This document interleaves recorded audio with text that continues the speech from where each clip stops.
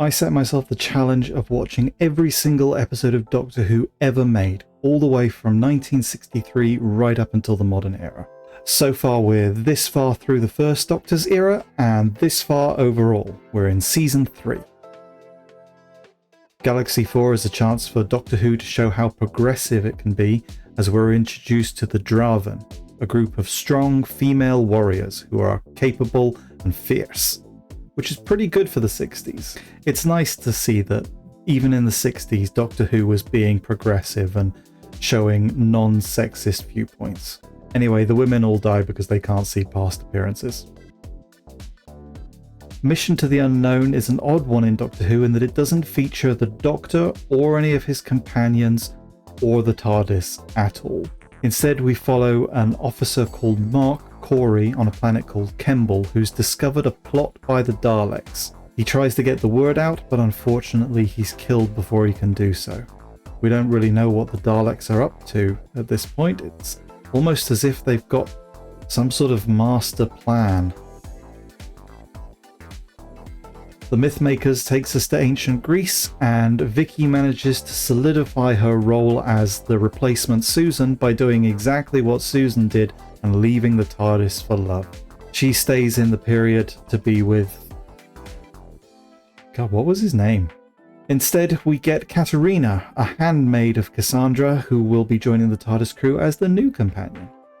So if you're struggling to keep track of the companions at this point, basically, I'll recap.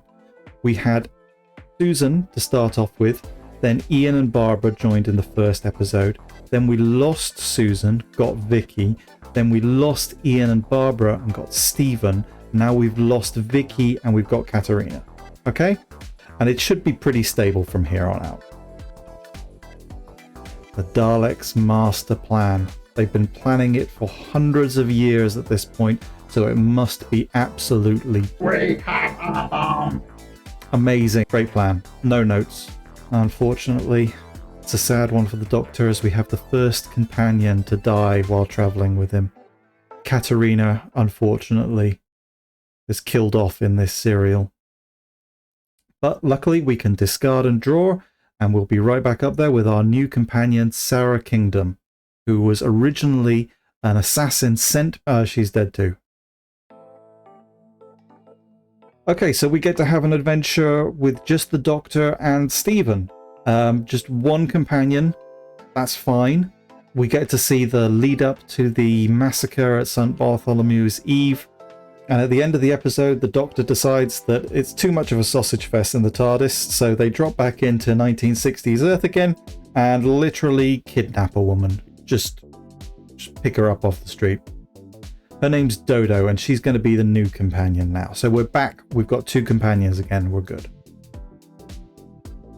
The Ark is a generation ship that is transporting the last surviving humans and animal life from Earth, along with the monoids, to their new home on the planet Refusis 2.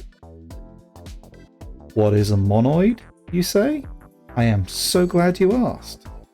This is a monoid. And I thought the Menoptera looked goofy. The Toymaker is a godlike being who traps the Doctor, Stephen and Dodo in his world of games and forces them to play. And the Doctor is definitely in this story 100%. It's just that the Toymaker made him invisible and took away his voice so that you can't hear him, but he's there, and we promise William Hartnell's fine. It's fine. This one is a western about Doc Holliday. The Clantons, they would kill him if they had their way. Everyone is singing, Dodo and Stephen too. And every song ends with the Last Chance Saloon. The Savages is another one of those ones that could have gone the wrong way if Doctor Who wasn't such a progressive show. The plot revolves around two groups of people living on this planet, one of whom is a very civilized society, and one of whom is a group of savages. But the civilized society are using a machine to suck the life force out of the savages to keep themselves young and healthy. The show does something quite clever in that actually they have the civilized characters be the ones who are wearing blackface. So you see, it's not racist. It's not racist because and at the end of the Savages, Stephen decides to stay and help the two groups live in harmony, which means we've lost Stephen as well. So I don't know. I don't know if I can cope with any more companion changes at this point. Just a bit of stability would be nice. Who the hell are these two? What's going on? Where's Dodo? We got... Oh.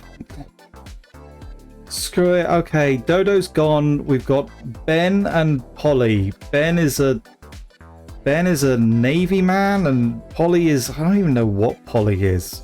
She a secretary? Fine, that's it. There's killer robots in Post Office Tower.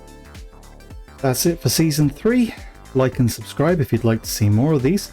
And hopefully we can make it through Season 4 without any more major cast changes. Bye.